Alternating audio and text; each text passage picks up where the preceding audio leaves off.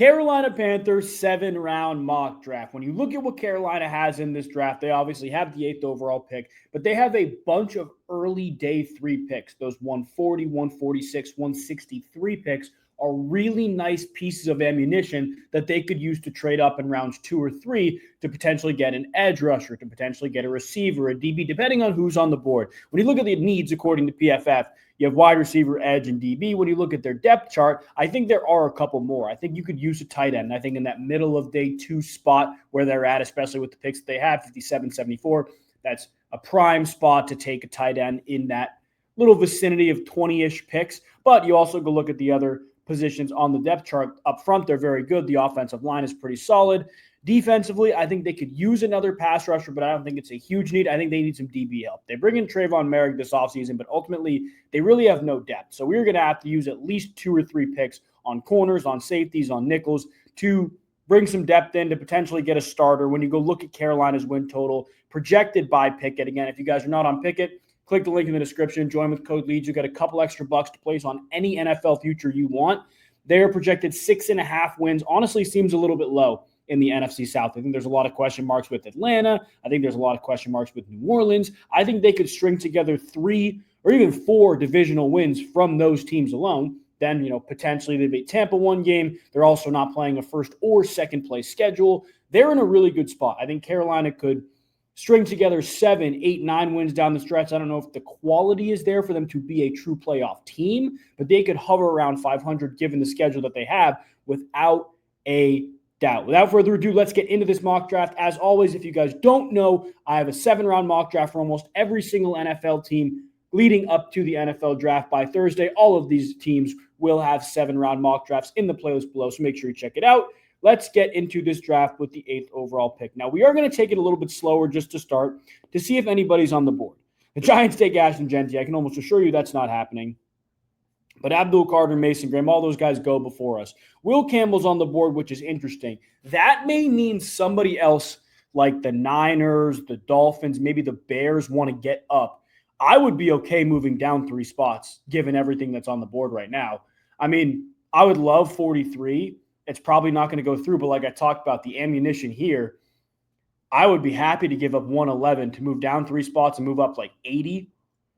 So that's not going to happen. I'd also be happy to do a pick swap, 140 for 147 pick swap. Not going to go through. We'll try one more time here. So that's not going to work. Right now, San Francisco really wants to get up. Miami also really wants to get up. They have 48. See, that trade is very likely to be accepted, but we're also moving down 2 more spots than we would if we were to trade with Carolina. So let's think about what we want right now.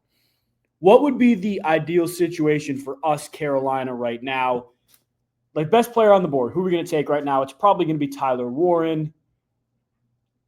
It could be Will Johnson. I'd be happy with either of those guys. I wouldn't mind Mike Green. If we trade down with San Francisco, we're going to get one of those 3 players regardless, right? We're going to get one of them. So I think we try to make it work with San Francisco. 8, they would take that. 74, they'd take it as well. They're not going to do that. I would be okay giving them, I don't want to give them necessarily 163. I'd do a 163 for, that's still a little too steep. I'd be okay swapping 4th-round picks down the line, 5th-round picks down the line. What's that going to look like?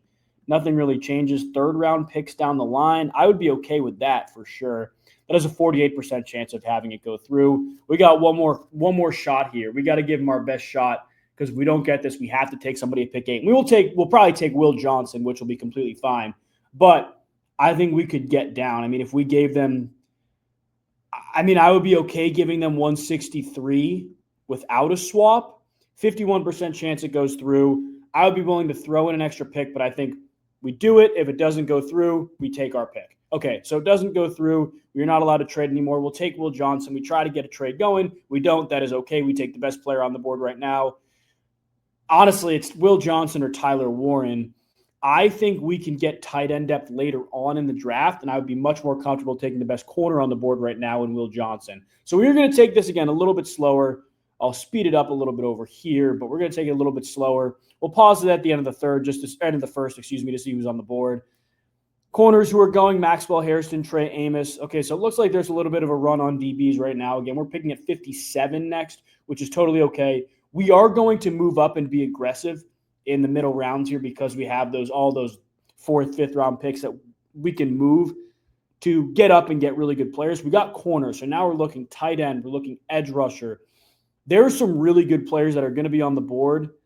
The only issue is I'm not convinced that we can get an elite edge rusher later on at 57. So that is my only thing. I think Landon Jackson could be a guy we target around here. Let's think. We'll pause it right about here. So New England, like if we tried to trade with New England 57 for 38, I'd be fine giving them an extra pick, but what pick it would be?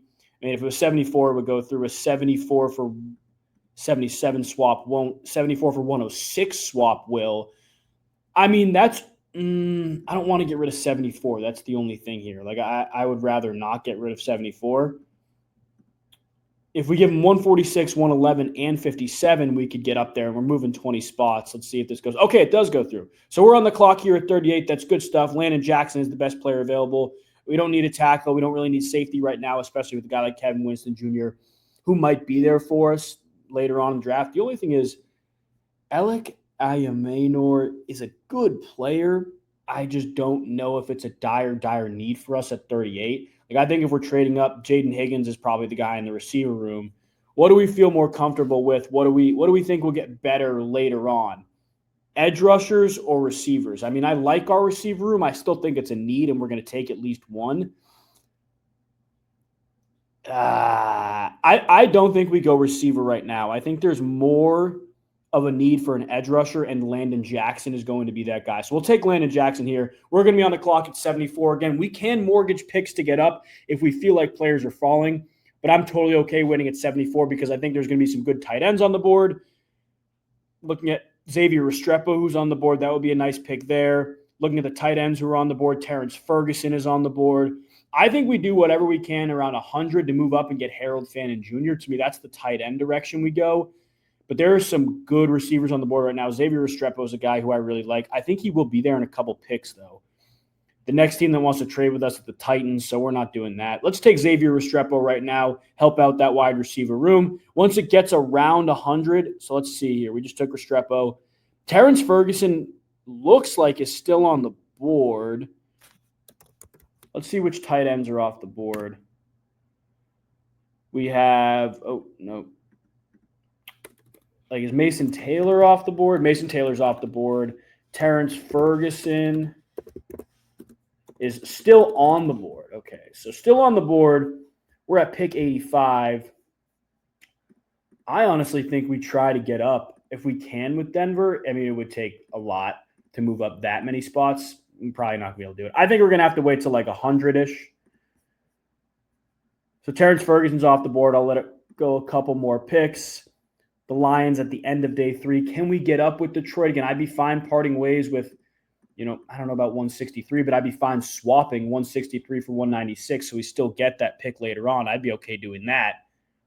We'll move up and take Harold Fannin Jr. Let me just make sure he's still on the board. He's still on the board. I'd be okay doing this. Okay, we're on the board, and we're going to take Harold Fannin Jr. at the tight end spot. Absolute no-brainer. We're going to be on the clock at 140, 196. I don't foresee any more trades. Looking at what we've done so far, love the Will Johnson pick, Landon Jackson on the defensive end, Xavier Restrepo, Harold Fannin Jr., helping out the offense overall. And now we don't really need running backs. We're going to be taking some DB depth. I think we're okay in the quarterback room. To me, right now, it's probably just about DB depth and maybe some defensive line depth. Looking at some of the DBs who are on the board right now, there is one team who wants to trade with us, Denver at 191. We're not doing that.